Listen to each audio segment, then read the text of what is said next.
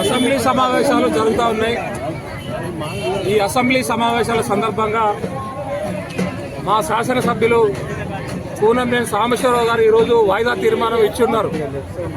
తెలంగాణ రాష్ట్రంలో ఎవరైతే ప్రభుత్వ స్థలాల లోపల ఇల్లేసుకొని నివసిస్తూ ఉన్నారో వాళ్లకు ఇళ్ల పట్టాలు ఇచ్చి పక్కా గృహాలు నిర్మించుకోవడానికి ప్రభుత్వం ఏదైతే ఇందిరమ్మ ఇళ్ళని చెప్పిందో వాటిని అమలు చేయాలి, వాటికి సంబంధించి నిధులు కేటాయించాలని చెప్పి ఈరోజు అసెంబ్లీలో మా శాసనసభ్యులు మరి మాట్లాడుతూ ఉన్నారు.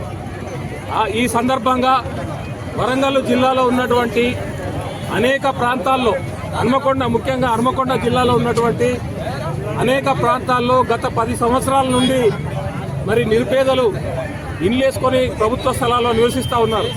ఎందుకంటే గత ప్రభుత్వం ఏమో డబుల్ బెడ్రూమ్ ఇండ్లు ఇస్తామని చెప్పి 10 సంవత్సరాలు ఈ హన్మకొండ జిల్లాలో ఏ ఒక్కరికి కూడా ఒక్క ఇల్లు కూడా ఇచ్చినటువంటి దాఖలాలు లేవు.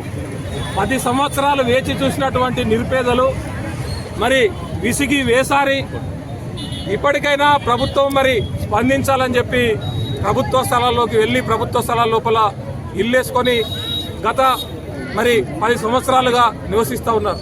అందువల్ల ఈ సందర్భంగా మేము డిమాండ్ చేసేది ఒక్కటే, ఎవరైతే ప్రభుత్వ స్థలాల లోపల ఇల్లేసుకొని నివసిస్తూ ఉన్నారో వారికి పక్కా ఇల్లు కట్టుకోవడానికి సహకారం, అదేవిధంగా పట్టాలు ఇవ్వాలి, మౌలిక సదుపాయాలు కల్పించాలి, నల్లాలు, రోడ్లు, మిగతా మౌలిక సదుపాయాలు కల్పించాలి. దానికి సంబంధించి ఇప్పుడు నడుస్తున్నటువంటి అసెంబ్లీలో ముఖ్యమంత్రి గారు ప్రకటన చేయాలని చెప్పి డిమాండ్ చేస్తూ ఈరోజు ఇక్కడ మేము ధర్నా చేస్తూ ఉన్నాం. లేని పక్షం లోపల తెలంగాణ రాష్ట్రంలో అనేక జిల్లాల లోపల నిరుపేదలు ఎక్కడైతే పోరాటం చేస్తూ ఉన్నారో వాళ్ళందరి ప్రభుత్వం మీద తిరగబడాల్సినటువంటి రోజులు వస్తాయి. తస్మాత్ జాగ్రత్త. గత ప్రభుత్వానికి ఏ గతి పట్టిందో ఈ ప్రభుత్వానికి అదే గతి పడుతుంది.